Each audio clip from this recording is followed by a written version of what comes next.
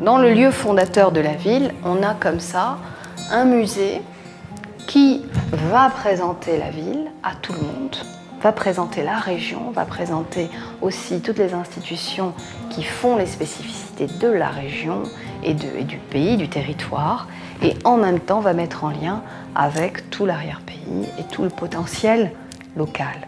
Je pense que ça, c'est extrêmement important. D'où une architecture en pierre, en terre, qui renvoie aussi dans les portes choisies, pour ce qui est de ces espaces de Tigmin Tamazirt et de l'espace des archives, qui renvoie aussi au patrimoine dans son ensemble régional.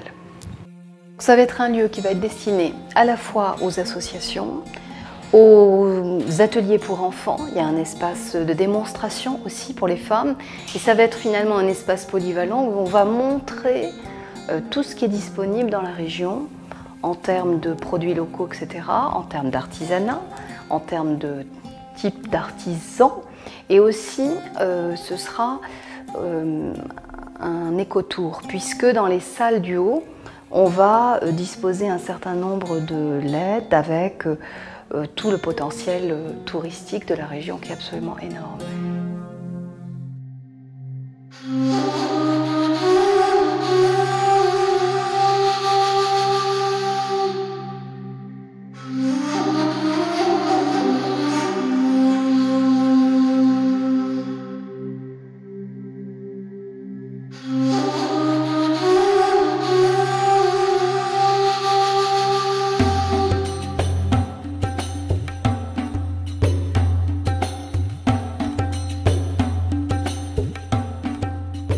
La ville prend son origine ici.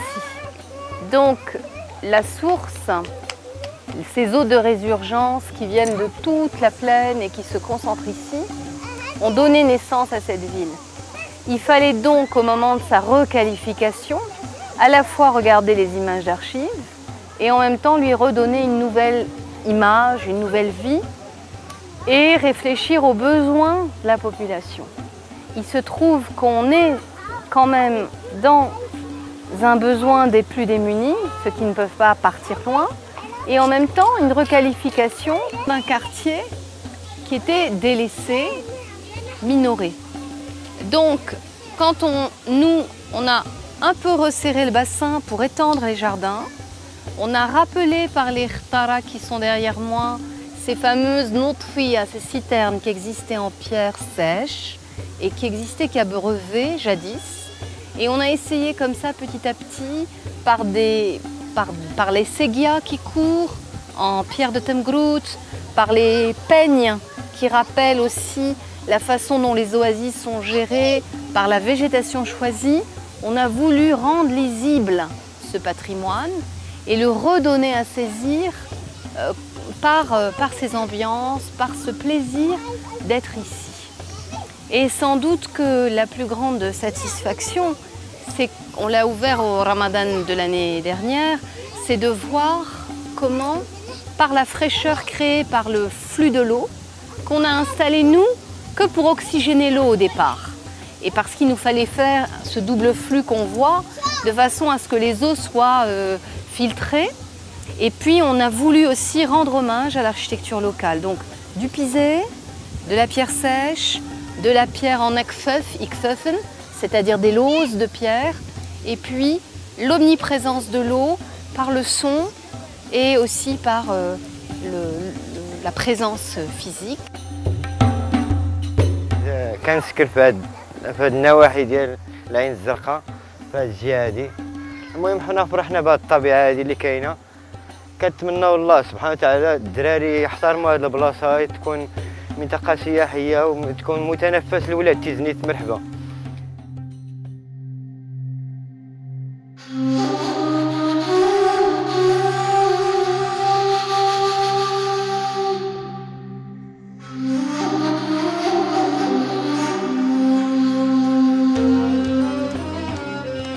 Alors, on est à Ait Ouabli. Ait Ouabli, c'est une cluse qui historiquement a son importance et qui possédait une architecture en pierre quand on montre à l'intérieur vers d'autres villages tout à fait exemplaires, avec des très beaux greniers de pierre, etc. Donc, C'est un centre culturel. Un centre culturel, ça veut dire quand même rendre hommage à la région. Il faut que les enfants, essentiellement, qui viendront, les adolescents, on est placé à côté d'un lycée, donc il y a vraiment une complémentarité que d'avoir ici un lieu où vont venir travailler ces petits, qui sont tous de la région, puisqu'il y a aussi un dortoir.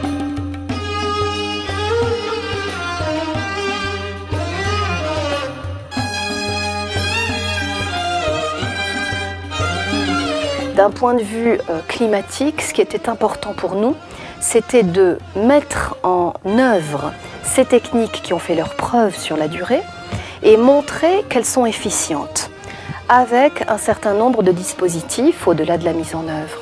Donc on a un paramètre esthétique et culturel évident et un paramètre climatique dans des régions où il fait quand même 6 mois de l'année très chaud. Normalement, ce chantier a beaucoup de spécificités en réalité. Comme vous le savez maintenant, cette discussion des changements climatiques est au cœur de débat. Donc, comment atténuer les effets de ce phénomène? Comment adapter les constructions? C'est une très large question. On a la chance de travailler là-dessus avec l'architecte Madame Salima Naji. Et nous avons adopté pour ce chantier, une approche d'architecture bioclimatique.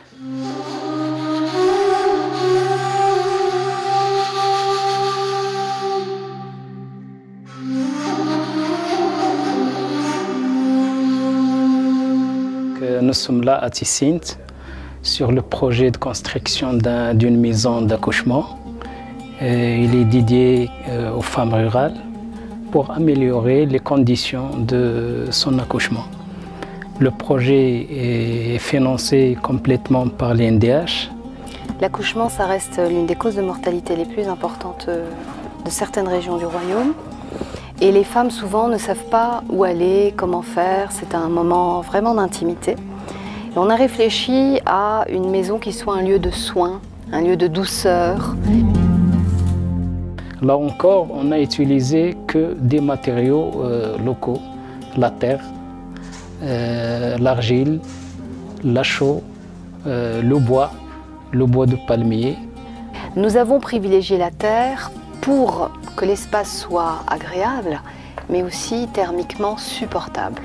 Quand on atteint les 40-50 degrés, comme il peut y avoir ici, on a vu dans les pics de chaleur que la chaleur ressentie était à peu près 30 degrés maximum, sans qu'on ait encore terminé, c'est-à-dire les fenêtres, les portes ne sont pas là, donc il y a encore beaucoup de choses qui vont améliorer cette thermicité dans des pics de chaleur. On souhaite bien arriver à passer ce message que la vraie adaptation dans le domaine de bâtiment et d'urbanisme est possible en utilisant les matériaux de construction locaux.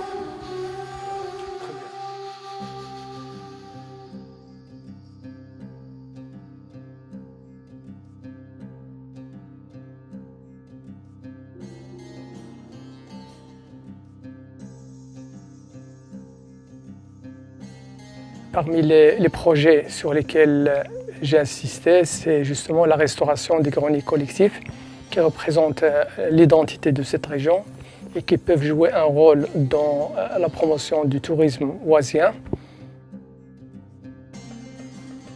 On s'est attaché dans un premier temps à consolider tout ce qui est pourtour, tout ce qui est enceinte, tout ce qui est muraille, consolider bien sûr les entrées, les passages, etc. Dans le village aussi, s'attacher à plusieurs placettes dans le village et aux façades qui leur font face, ce qui a représenté quand même un travail qui a duré presque 6 mois.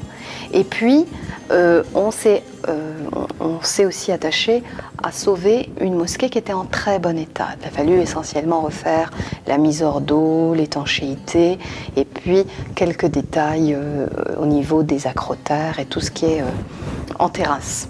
On a commencé par la restauration, donc c'est une partie de la restauration du grenier collectif, mais par la suite on va s'occuper des anciennes maisons qui ont été bâties de la même manière avec de la pierre locale, et avec les discussions avec les jeunes, dans un second temps, on va les encourager à restaurer ces maisons. Peut-être on va voir avec les autorités de les aider, des petits entrepreneurs, pour reconstituer et réhabiliter ces petites maisons avec des petits budgets, mais qui vont servir par la suite à des auberges et des structures d'accueil pour les touristes qui aiment visiter ce genre de lieux.